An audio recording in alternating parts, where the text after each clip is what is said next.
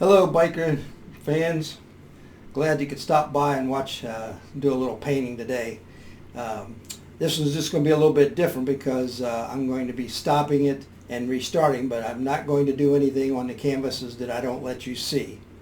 And so if you hang in there, you'll see how I get from a blank canvas to this canvas in just a little bit. This is all acrylic here. It's all dry. We're going to make this canvas just like this. I'm going to show you how to get there. And then what I want to do is I want to show you how to lay this out, and I'm going to show you how to put oils over top of it. Let me make one quick adjustment here. There. Okay. So my friend in Oregon, Yvette, actually came up with this design, and I sure am glad she did because I've really enjoyed it. She's had to take a break from painting for a little while, so I just wanted to do this one because she's always encouraging people to paint her paintings, and you can check her out on YouTube, Painting by Yvette. All right, so whenever you've got a blank canvas, there's a couple things before you get started you got to think about. Number one is where's your horizon line, or your separation of your mountains and your water or your land's going to be. And then the other thing you got to think about is how are you going to make your mountains. Now, when I first started off, I made a lot of mountains like this in my first practices, little teepees, but I don't want to make those anymore. I want to make these look much better, okay? And so again, this is all acrylic up here, and we're going to lay this out here. The first thing I've got is I've got some charcoal, not chalk, charcoal, and hold that up there. It comes in different sizes, and I've just got a little piece that I picked up here. I picked up a box at the big box store. So I know I want to come in here, and there's no exact on this. You just got to eye it up. I don't want to split the canvas exactly in half. That doesn't look good, so don't do that. But we're going to come in here and we're going to come across, do a little bump there, and I'm going to come out. Now this is just a guide for now. I'm going to, when we do the oils and we'll straighten out some of the stuff, I'm going to come in here. Mountains look a lot better when they're a little ragged, And so then I'm going to come across here. I'm just kind of following this along. I'm going to come up here. Now, these two are pretty much the same height. I'll change that when I start working on the different ones. We're not necessarily committed to this exact layout. When we get to the acrylic part, we can change some of it. When we get to the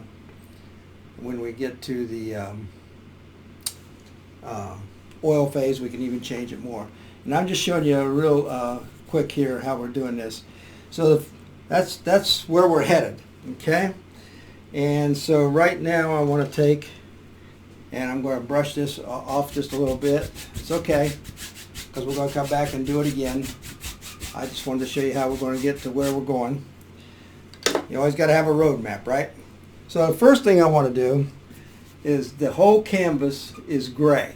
So I'm going to put a gray gesso on. Now there's a couple ways that we could do the gesso. We could do a brush, but the brushes that I have, for the most part, you can't get into into water, excuse me.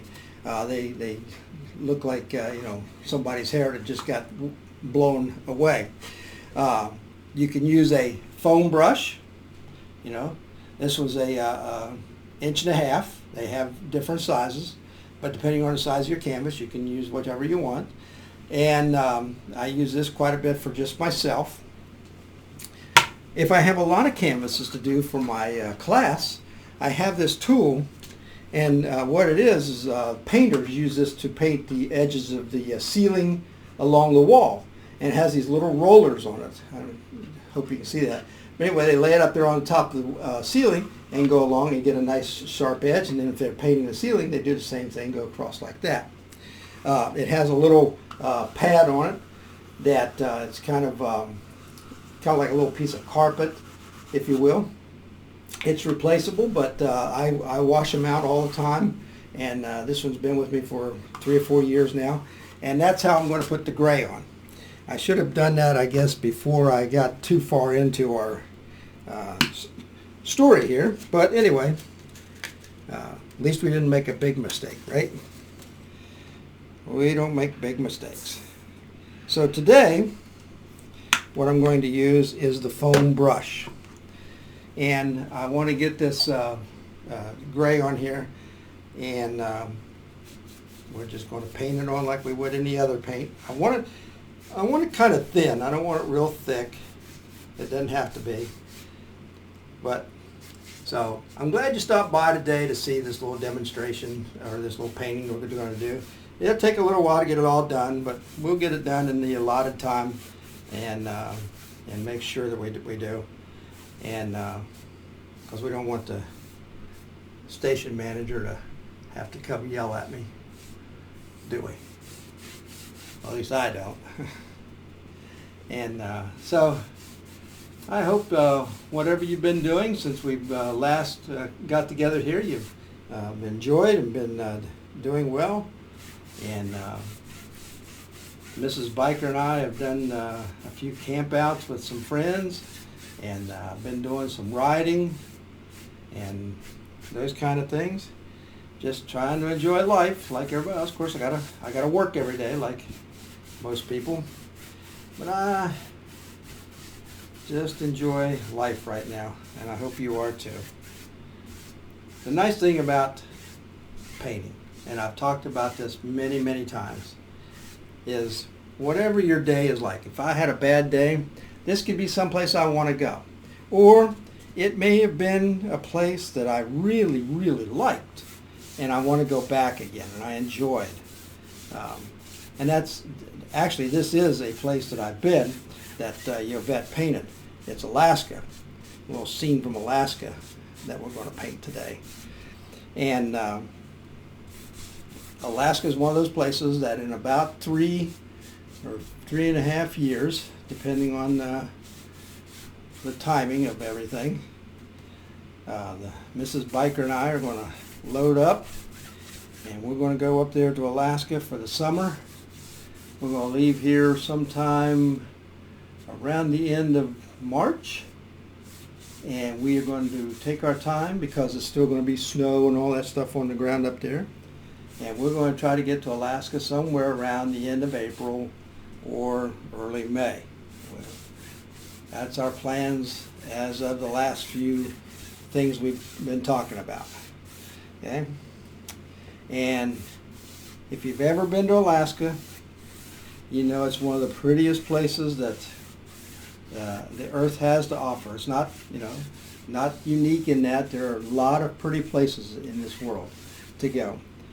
But, Alaska is one of those places that, while I'd like to live there from the end of May, even April, to early September, I would not want to live there any other time because I hate cold weather. And the older I get, the more I dislike it. Okay. So we got a light coating of our gray on there. I want to fill in where it shows the white again. I don't want any white showing in this area right here. This is going to be mostly landscape and landscaping. And so again, you have to think about what all is going to happen here in your painting when you're doing this. And that's what we're doing right now. Laying this out so that when we put our paint on, we've got a roadmap to follow. Speaking of that, there's some beautiful areas of Texas to visit, isn't there? If you've got a picture of a place in Texas that you've particularly like, a scene or monument or a lake or something like that, a river. We're plush with rivers in certain areas of Texas. Guadalupe, the Sabine, the Trinity, Colorado. Those are just some of the ones right around the Houston area. And of course we all want to enjoy what we see in nature, and so I think that's going to do for what we want. Now, there are artists who would, well, we got a little bit left. Let's put the rest of it. There are artists who, in between these coats, I'm not going to put but one coat on, but they would come back and they put a light sanding on there. Maybe take 208, 250 or 320 grit, do a very, very light sanding, knock the rough parts off, and then they'd put another coat on it and just make a really, really smooth canvas. For what I paint, this old canvas is smooth enough. And you'd really, like if you were painting portraits or something, like if you got into painting people portraits, or even pet portraits, if you got those, you want a little bit better canvas. And that's what we need. Okay, so I know it looks a little bright there with the light that we got on it, but it is fine. All right, so this will take about 20 minutes to dry. Now I could put a hair dryer on it and speed up this time, but you don't want to listen to a hair dryer dry either. So what I'm going to do is I'm going to go off camera, and I'll come back in just a few minutes when it's dry and show you where we're going to go from there.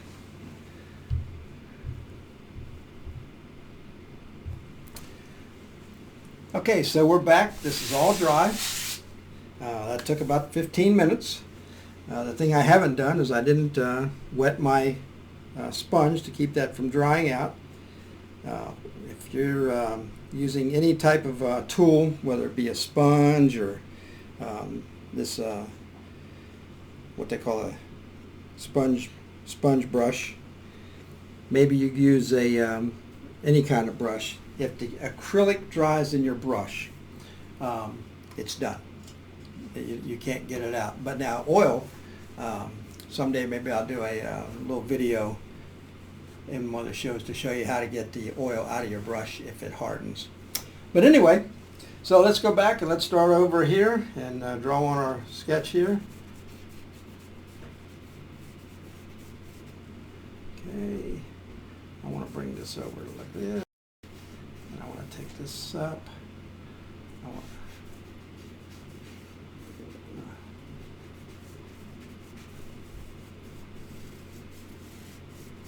Okay, again, I don't want to get half and half. Just trying to stay true to my line here. We'll straighten this all out if we want to. Because remember, if you look at our picture here, our land and grass and trees is going to cover a lot of this. So we're not too concerned about this. Okay, so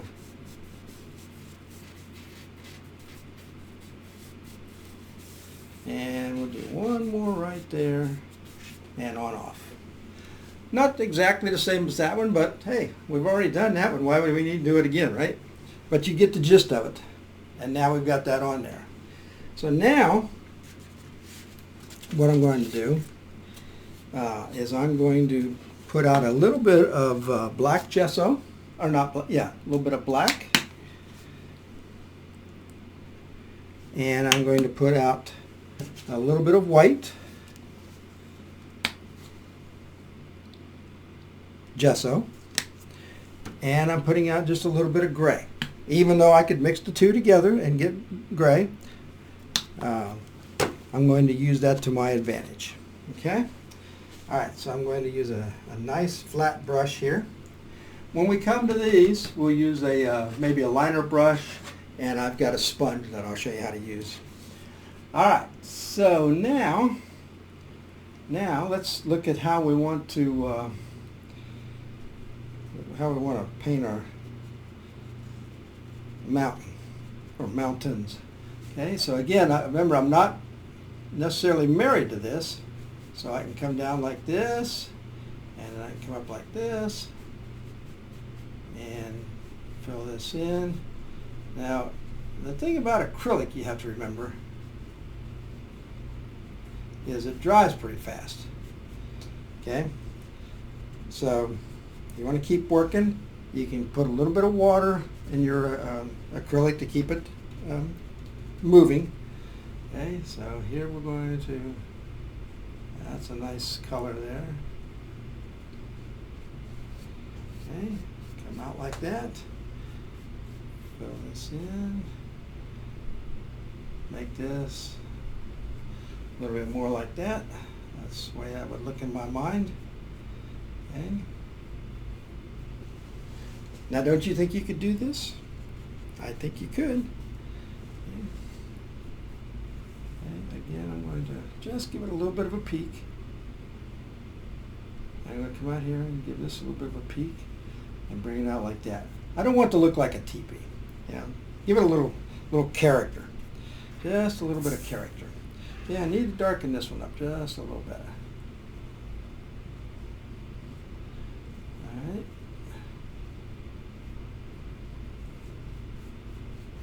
And then I'm going to blend those together. Need a little bit of water, so I'm just dipping the tip of my brush into some water. If you've painted with oils, you know about using just a little bit of thinner to thin your paint down. Okay, so here, I'm going to come across here. All right. Remember, this is the underpainting, so we're not too concerned. We want it to look good, but we're not too concerned about anything but just making sure we have a nice looking little mountain and hills. Again, this would be a typical scene up in the Alaska area. Thousands of scenes like this. I mean, literally thousands of them. Okay. So we're going to get our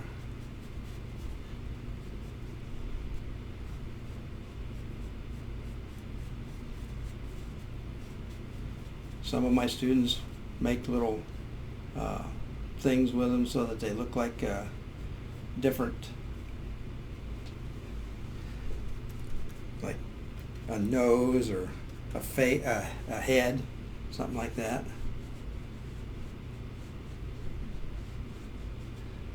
It's all good. It's all good. Okay, so now I'm going to try to make this all even across here. Okay, I'm going to get a little water. I want it to stay dry or wet down here. I just want to stay wet. I don't know if you can see, but I'm just taking a little bit of gray, taking a little bit of black, and my white got into my gray, but that's okay. It'll work out. Really it will. Okay. I'm going to take and blot off my brush just a little bit. And I'm going to come in here with some white because I want this to, let's get that to wrap around the corner there. I want that to kind of be like a mist right in this area here. So add a little bit more white. See my mist right in this area right here? That's what I'm looking for. For our underpainting, it'll work really well. You gotta trust me. I can hear the skeptics. I used to paint on a streaming channel, and about this point, everybody would be hollering on the chat, ruined, and we'd just have a good old time. And then when we got done, it'll be saved. It would be saved. Okay, so now we're going to go back to our black, and we're going to make our shadow areas over here. I need to wipe my brush off a little bit more. Pick up some of the black. A little bit of water to, again, to keep it thinned down. Okay, so we want a little bit of black over here, a little bit of shadowing. Let that work itself out there. And then we're going to come up here. This is going to be dark here too.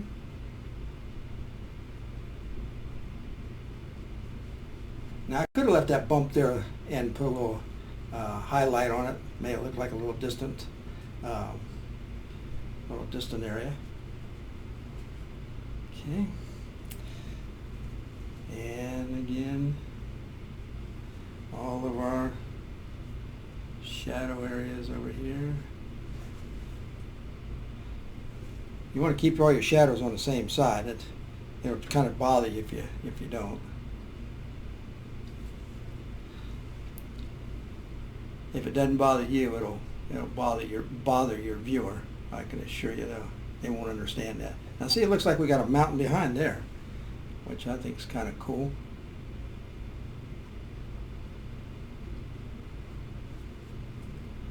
Okay, and then one more little, let's give that a little shot like that. Okay, now let's come back in with some gray and white. Lighten up our gray a little bit.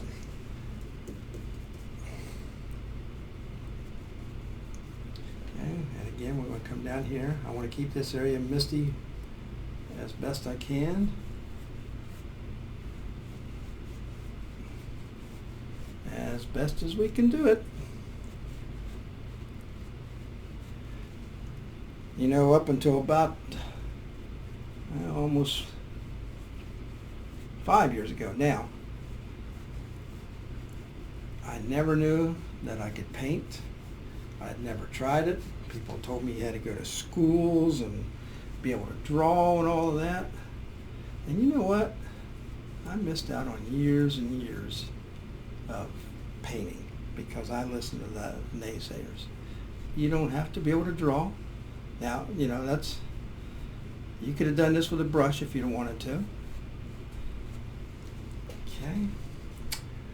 All right, so now I'm going to take and rinse out my brush here a little bit, because now, let's see, I want to take just a little bit of white, and I'm going to start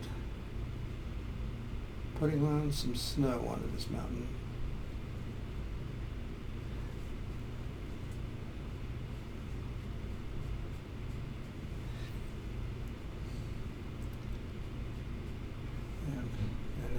Keep coming around this shadow here. And again, remember, this is our underpainting, so don't worry about what it's looking like. I promise you it will all come out the way we want. Okay. This one over here, we're going to come right to the top. Go right out like that and down.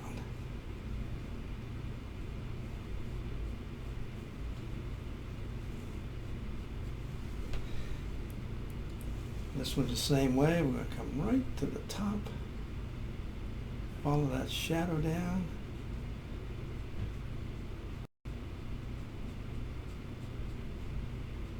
See how easy it is to create these things? You just have to take time and a little practice. But you could do this painting. If you came to my class for the first time, you could walk away with a painting that looks pretty darn good, I assure you. And then one more over here. We'll just give. Oh, geez, I almost forgot the little guy here. They probably like some snow too. And so you notice I kind of went with the flat edge, and then I kind of smoothed it out a little bit. All right, so let's take a little look here. Let's get a little bit more white in here. Now I could have used a smaller brush. I think back here I'm going to be a little bit lighter.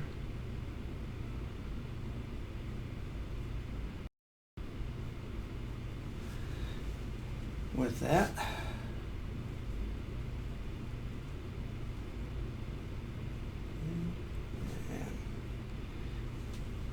I know, yeah, it needs to be brighter right here, doesn't it? Yeah, let's just make it a little bit brighter right here. Okay, now then, let me take a step back here and look at this for a second.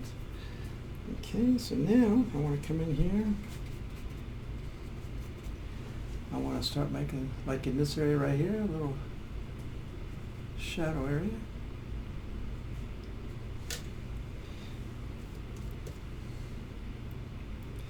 make a little shadow crevice area. It comes down like that. And maybe one right in here, maybe going this way.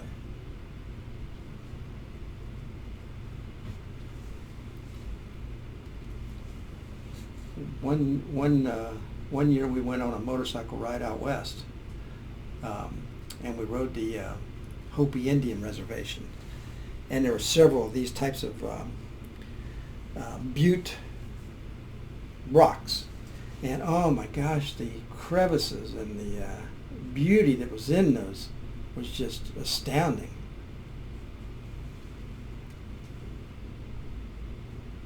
I have hundreds of pictures of those to try to get to paint someday. Someday. And maybe this area wouldn't be quite so dark, but it wouldn't be white.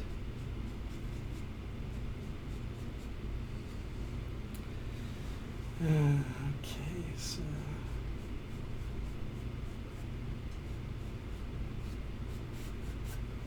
let me step back so I can see. Oh yeah, okay. All right, so now what I need to do is I want to make our waterway here. So I'm going to start right in this area here. And I'm going to come around here like so. And then we'll zigzag like that. And we'll start over here. Make this go out like this. Like that. That's our water. Okay? So now we're going to come in here and I'm going to go right across here like this, about as straight as I can. Just like that. And then over here on this side,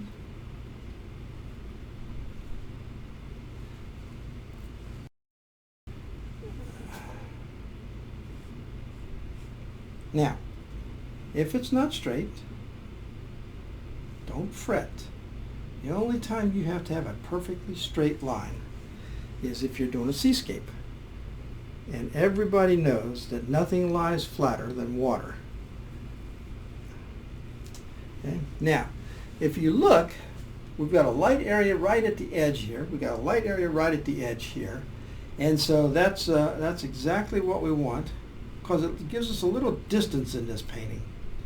Like there's a valley there, or just far, far away. Okay?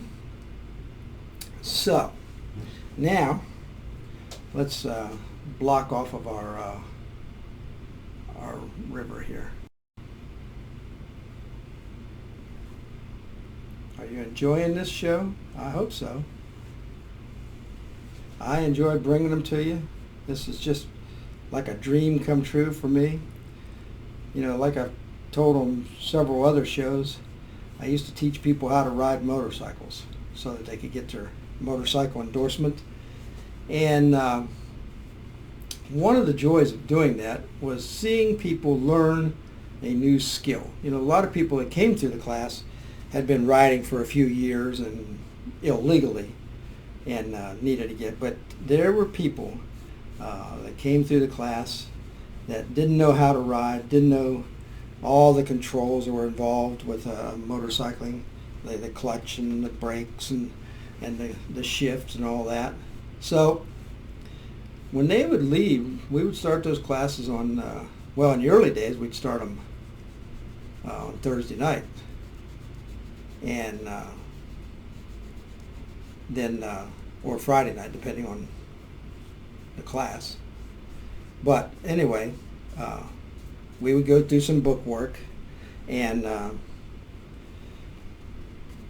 then when they came in the next session, whether that was on a Friday morning or a Saturday morning, we took them right out to a motorcycle and we went over and over and over all of those controls.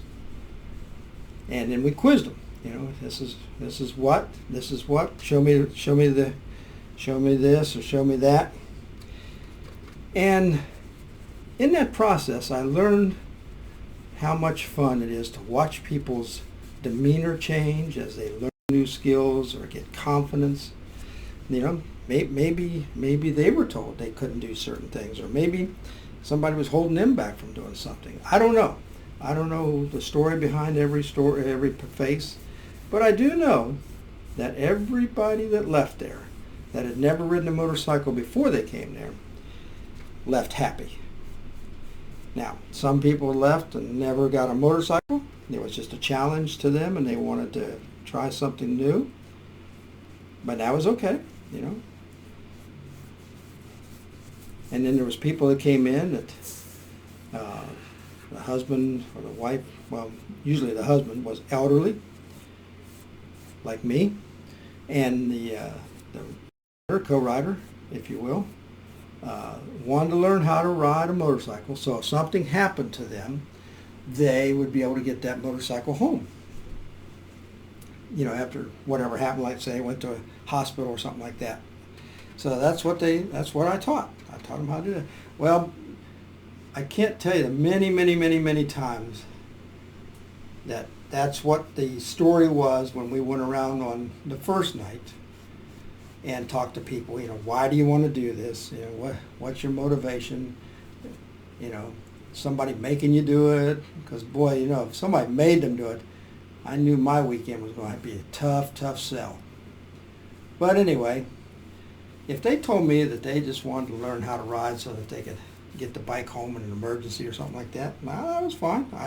I never questioned anybody's motivation. You know, as long as they had one, I didn't question it. But usually, and I can tell you this unequivocally, that very few times did anybody leave on Sunday or at the end of the class, whenever that was, and say they weren't going to ride again, or that they weren't. And a lot of times on the second day, when they got so that they could ride, when they left in the afternoon, they went to the motorcycle shop looking for motorcycles. And that was a wonderful feeling. That was a wonderful feeling. And I get that same exuberance when people come and take my painting class. I know that was a long way to get around to telling you this, but the reason I told you that is because, you know, people told me I couldn't do it. And I know now that I can. And I know this too. So can you. So can you. And that's wonderful.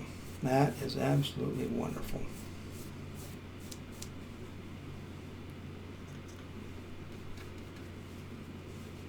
The more you practice, the more you get better at it, no matter what it is. When I used to play golf many years ago, my brother, when I got out of the Air Force, he played golf, him and his girlfriend, and they wanted me to play, and so I started playing with them, and I didn't get any better because the only time I played was when I went with him. I didn't practice. But after a while, believe it or not, I did get so that I could hit the ball every time. Now, where it went, that was another story. That was another story. But so many times, you know, and it was funny every time for the few years that I did it. When I went to hit it, I would miss it, and that was always a challenge. Okay, so I'm going to put that brush in there for now, and I'm going to pick up just a small a fan brush here, and right now I'm going to put in some of these trees right here. I'm going to put in more than this one than I did on that one, but I'm doing them far away. And one thing that I don't want to do, I don't want to look like somebody came through and mowed them down with one of those Husqvarna or John Deere tractor machines. That I don't want that. And all I'm doing is just taking the brush and kind of dabbing down. If you notice, the angle of the brush is pretty high, so I'm just using, if you look at the tip of my brush, you can see there's just a little bit of paint on the top corner right there. That's all I'm touching.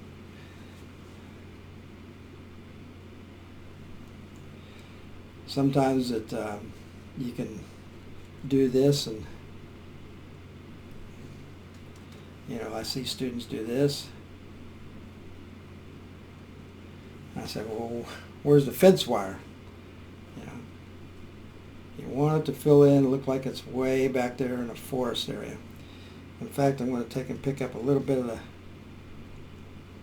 gray, now the black, and that'll make those look farther away.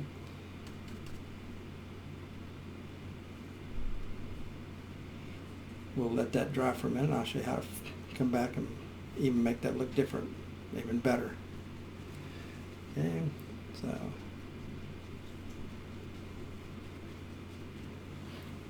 all right. Again, I hope that you look at this and say, I could do that. I could do that. Find you somebody that you could go out and you could have a good time with, and take a painting class. Doesn't have to be with me. I just want you to learn to paint. That's the most important thing. Learn to go do a painting. Now, you might not find anybody as much fun as I am, but you will find people that can paint. That's the whole key to it. Okay, so now I'm going to take and wipe my brush off a little bit, and see we got some gray here, and I'm going to come back in with a little bit of black on top of that, and look like it's got some trees back in behind there.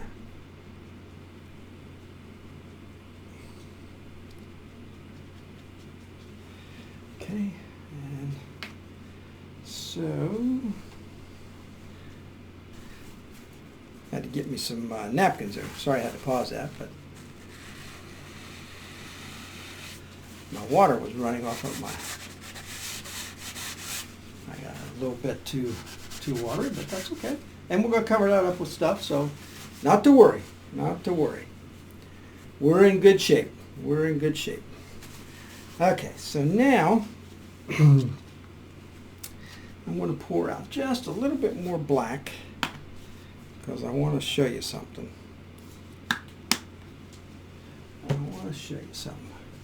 We got those trees kind of far away, but I'd like to have a couple that show closer. Remember, far away there's no definition, but if I come in here and I put one like this, and I come back in here and I just go back and forth. Oh my, look at that. Okay. Yeah. I like riding motorcycles with friends, so I think everything ought to have a buddy. So I'm going to give him a buddy. Maybe it's Bud Ed. I don't know.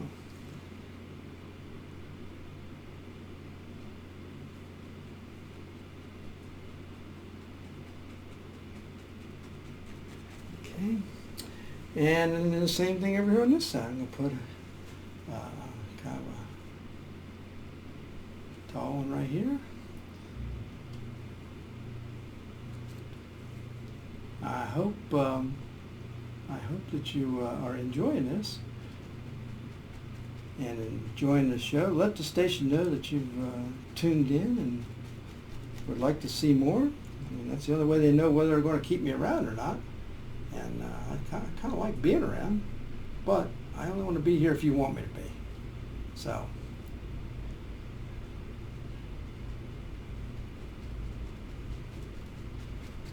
Okay. Alright, so we'll bring that one down just a little bit.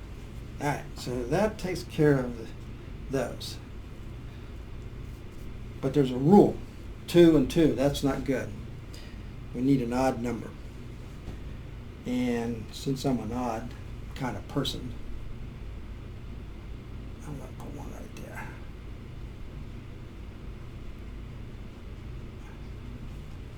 Now, you're saying, man, they'll never show up. Well, you just hang in there till we finish. How's that? It's not ruined. Okay, so now we've got that all done. Let me see where we are here. Let me see where we are. Okay. So now, I'm going to take a smaller flat brush, and I want to make these two trees, or yeah, the tree part. And I'm going to do that. Put a little bit of black on there. This is a number 8 flat, and I'm going to take it all the way off the canvas down to about there, and we'll add a few limbs here and there. Now, one of the things you have to remember is you don't want them to be super long, and we can put some limbs on here when we get our oil out.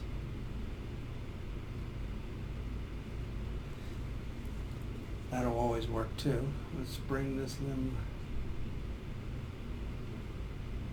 over like this, out like that.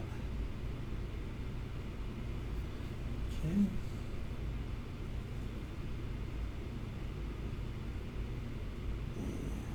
go right behind there. Okay. And then we'll have one small one coming out right here. Okay. Now I'm going to walk in front of the camera here, and I'm going to put this one. I'm going to make kind of lean, and I like the the ones that kind of lean. I don't know if you do or not, but it just adds character. It just adds character. Old gnarly old limb out there. One of the things that you can't tell on the screen too much. Maybe you will after I tell you this, but I shake quite a bit. I have a condition that I shake, and boy, what a blessing that is to shake when you're doing tree limbs. Okay. All right. So let me take one more look here. Take one more look. What do you think? I'll come and get these in just a second. I'll get those in just a second. We got our trees, and we've got bigger trees. See, I put these far away, but I moved these a little closer, and that's okay. And this one, okay. So now we want to take a filbert brush. And what I'm doing is I'm pulling this filbert through one way in the white, and I'm going to turn it over and do a little bit of the black and gray. Okay, and then the white's on the top, because our sun's going to be coming this way, and I'm just going to do little twists. Don't want them all the same size.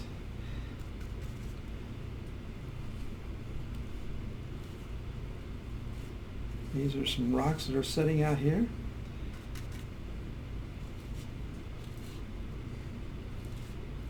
Might even have a few stepping stones there.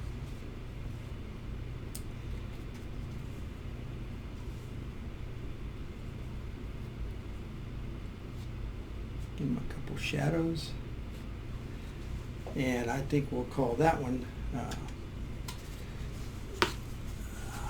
do we look similar to this? Now, if you notice too, I opened up because, you're always, every time you do a painting, you'll never paint the same painting the same way twice. And, it's the same thing here. But we've got some snow, and we've got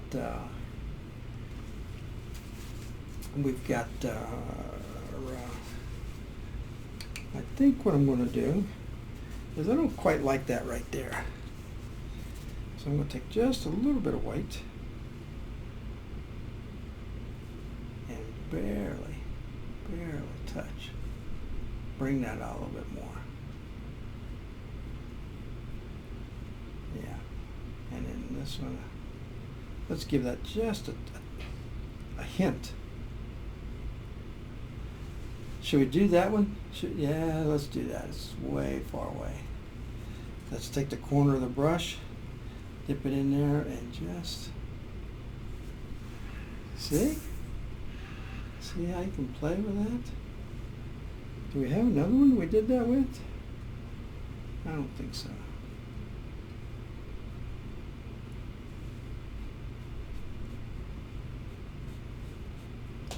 Okay, so now let me step back one more time.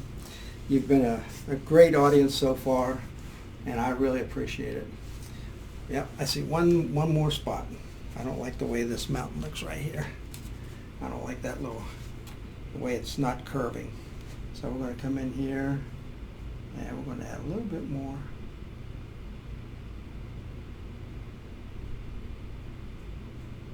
That way, so it curves. Let's make it curve all the way back behind there like that. Hey, how about that, huh? We just moved a mountain. Wow. Yeah, we just moved a mountain. I see one more little spot that we could probably make an illusion that is far away, right there. Right there. Yeah. I think with that, what I'm going to do is I'm going to go back off camera for a little while, let all of that dry, and then I'll come back and I'll put some oil on there for you. So you come back and see me. So I used a foam brush to put the gray on, and then I took a flat brush and and drew in with a charcoal in the way I kind of wanted this laid out. Then I took a flat brush and I put it all in there, and then laid out my water and put in a few little rocks, and I think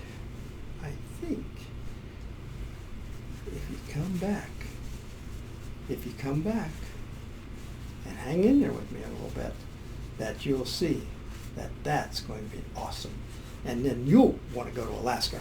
All right, so I'm going to take a break, and I'll go off camera for a little bit, and I'll be right back.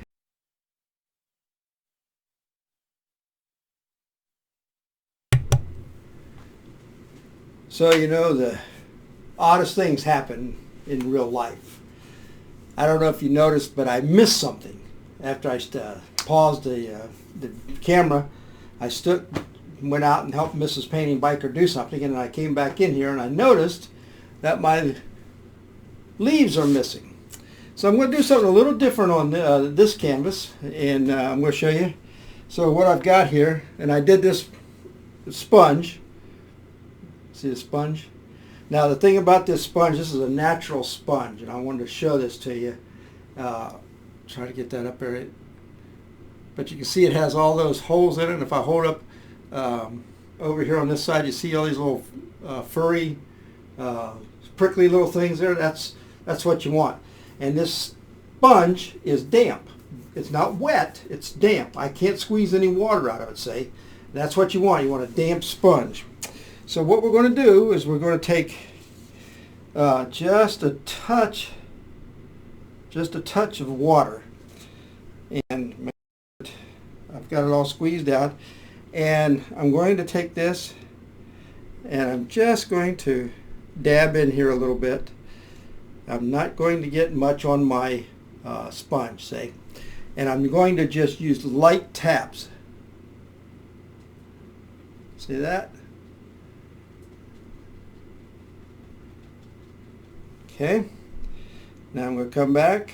I keep wiping it so I don't get any globs on it. I keep wiping it, so I'm going to do a little bit more right in here. I want this tree to be kind of full in the middle. Now, I'm going to come over here. This old tree don't have many leaves on it, so I can use what's left in the sponge. It's kind of dying out, so we're going to just run our sponge out here.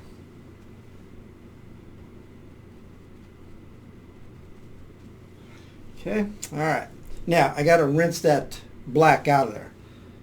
All right. Again, I'm using a Gesso acrylic. You could use either one. This is a Gesso that I'm using, but you could use acrylic if you didn't have Gesso. And now I'm going to go into a gray, just a little bit lighter, mid-tone if you will. And I'm going to put a few little grays on here. And that, when we put the color on here, you'll see how this really sparkles with the gray on it. Okay, again, just a few over here. This old tree, I don't know how much longer he's going to live, or she's going to live, right? So I got that. And now I'm going to rinse out my sponge one more time. Squeeze it till I can't get any water out of it. Now, there are people that are stronger than me that probably could get more out of that, but that's all that I could get out of it. And so I compensate with that with just a little bit of pressure.